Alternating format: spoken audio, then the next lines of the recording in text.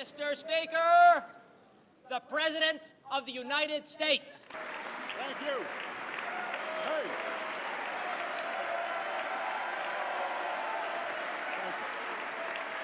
Thank you. President Barack Obama laid out an ambitious agenda for his second term in his first State of the Union address since his re-election last night. It is our unfinished task to make sure that this government works on behalf of the many. Now is our best chance for bipartisan, comprehensive tax reform that encourages job creation and helps bring down the deficit. We also heard from Republicans who immediately responded to the speech.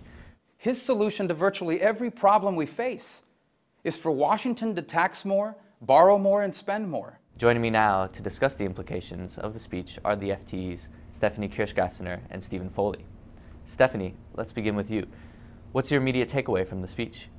Well, I think that what we saw yesterday was that things have not really moved since the 2012 election. And on both sides, whether it was President Obama or the Republican response offered by Marco Rubio, the same arguments are being rehashed. And essentially it boils down to this, is what's the role of government, how much money should we be spending, and should taxes be increased or should we be slashing big government programs that are leading to big U.S. deficits?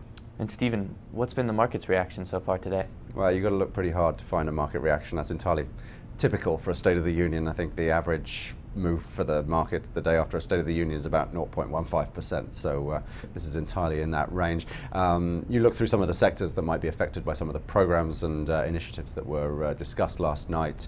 Some of the unilateral action by the EPA on climate change, no move in the coal sector today. There's new energy trust, no move in oil and gas today.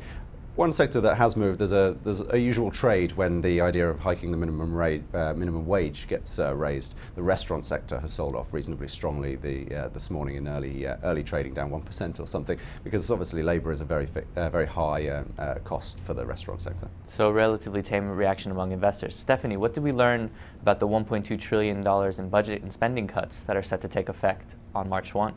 Well, I think if there was anyone looking for some light at the end of the tunnel on these looming cuts, whether they be defense contractors, defense workers who are going to be furloughed as of April 1st most likely, or medical researchers trying to get grants from the NIH, there was not very much good news. President Obama said that he was unwilling to cut Medicare in order to trade off some of those cuts for other cuts in government spending, which is the plan that most Republicans are pushing for. And I think on the Republican side, you need to look not only at Senator Rubio's response. He basically said, well, we wish these cuts weren't happening in defense, but we basically stand by them. It's perhaps more important to look at Senator Rand Paul, who offered the Tea Party response. He said, these cuts need to happen, we stand by them, and that's really the voice of the conservative movement within the Republican Party.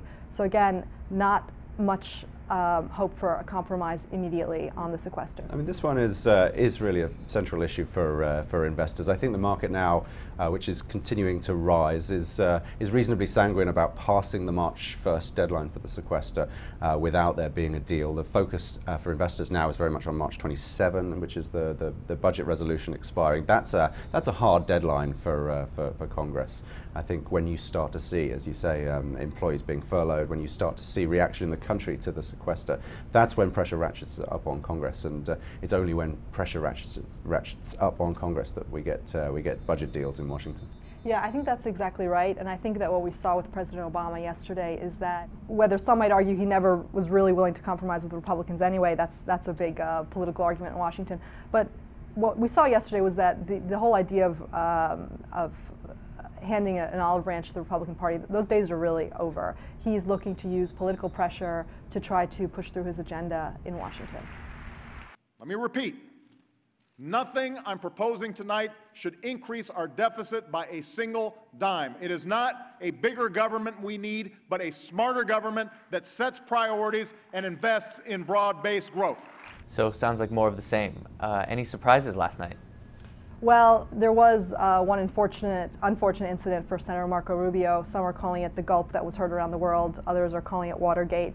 But the moment that the senator from Florida, who was considered a presidential contender for 2016, reached over to grab a sip of water from his little Poland Spring bottle, it really got Twitter. People went crazy on Twitter about it, and it's obviously a little bit of a trite comment, but it also has some more serious implications and is a missed opportunity for the senator to make a splash.